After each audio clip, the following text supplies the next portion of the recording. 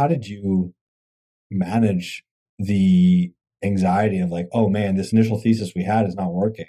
How are we gonna turn the ship the right direction?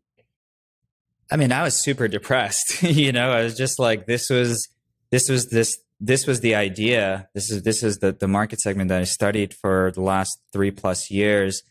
And, like lots of thoughts were going through my head. Like we're starting from zero again. What do we tell our investors? We had to pretty much fire 80% of our team because we were starting from scratch again.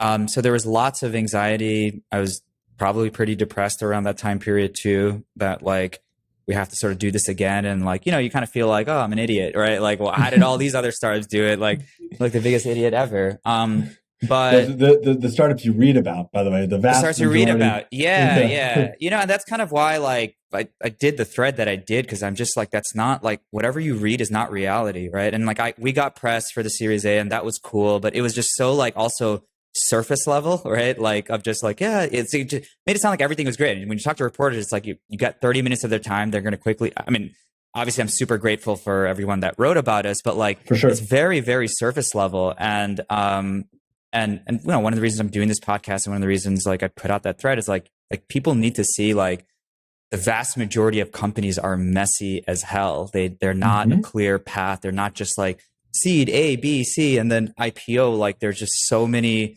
And at the time, I just thought like that was just us, right? Yeah. And as we still stuck with it, I'd learned so many more stories similar to ours. And it's really important because if I heard more of that when I was doing this pivot, I probably wouldn't be as depressed. But ultimately at the end of the day, it was like sink or swim. I put all my chips in this company, right, so to speak, and I wasn't ready to give up, right? Like Yeah, I was yeah. just there's no way I was gonna give up. And The we just kept at it. So yeah. Yeah, and I really appreciate you sharing that and being vulnerable. I think it's really important for other founders to hear. The reason we put this show together is to help the folks before you or at stages prior to you to understand what the reality of building a company looks like through the lens of fundraising. I'm also glad that you said it's the easy part of building the company. I liken it to having a guide take you up a mountain. You still gotta climb the mountain yourself, and along the way you get like some food. Maybe there's some food stops along the way, but you still got to climb the Hmm. mountain, you know. And you learn everything about climbing the mountain when you're at the top, so it's too late, you know. Yeah. So really appreciate you sharing that. One thing that resonated with me was about your story was there was this massive company that was out there that had raised a god awful amount of money, specifically Atrium, run by Justin Kahn, who's a seasoned entrepreneur and, very well liked around, sort of the core Silicon Valley cadre. So how did you handle that when you were running your fundraising process and just kind of thinking about it? What was that experience like?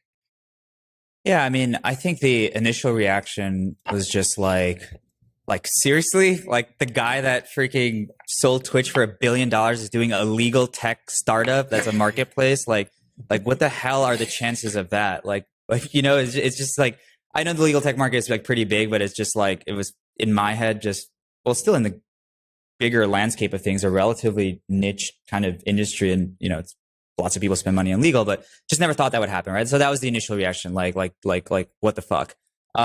Afterwards, it was just like this realization that like that's something out of our control, and like Mm, we can't do anything about that, and like things that are out of our control, like why focus energy on that? So I think if anything, it made us even more focused on really building the thing that actually uh, worked for us. And around this time, we were kind of going through this pivot. So when we saw him kind of enter the space, and it was predominantly in the startup space, which we kind of really brutally like realized that it was a very unprofitable, really hard unit economic market to build upon. We just focused on us.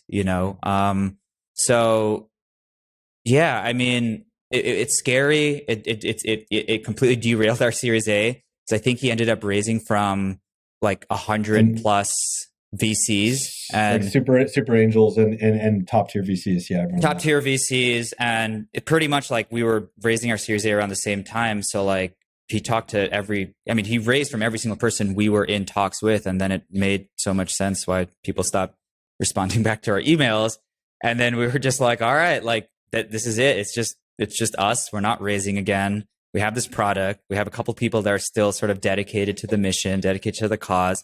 Like Yep. let's rebuild this thing. Let's get it profitable. Let's just go even harder. So if anything, it kind of motivated us to just be like, we're making this work one way or another. And again, I think there are like in terms of benefits, it definitely put legal tech on the map. So like I think ironically, we also raised from 100 plus investors, but they were all like customers, users on our supply side, operators. Like they were all kind of like these other individual type invest. We had a VC as well, but majority of it was like these individuals. It put legal tech on the map, Yeah. and I'm not like they ended up sort of shutting down, and after raising $75 million, like I'm not like happy about that, but like it really is like again just goes to show you that it's not just about the capital that you raise. It's about the market. It's about the business model. It's about the team. It's about how long you're willing to take the pain and stick it out. Right. And we I think just gave a shit more about the space for whatever reason.